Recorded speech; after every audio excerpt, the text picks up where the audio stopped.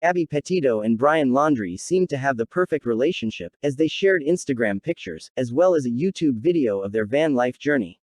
However, things took a tragic turn for the worst when Brian returned from the trip, without Gabby. Now, friends of Gabby and Brian have revealed that things were not always as they seemed and the couple had a long history of relationship problems. It was said that the pair always had some drama going on between them, below the surface. Ben Matula, a longtime friend of Brian's, described that even back in high school the pair had problems. One minute, they'd be all over each other, the next minute, they would be fighting. Ben continued to say that there was always something below the surface where things weren't 100% wonderful. Alyssa Chen, a close friend of 22-year-old Gabby, also shared details of the toxic relationship. They had times they were toxic and times where everything seemed a lot more healthy, she said. They had very low lows and very high highs. But they really seemed to love each other.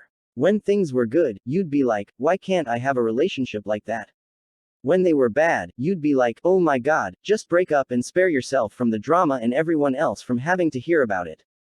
Police are still looking for Brian. He remains a person of interest in this case.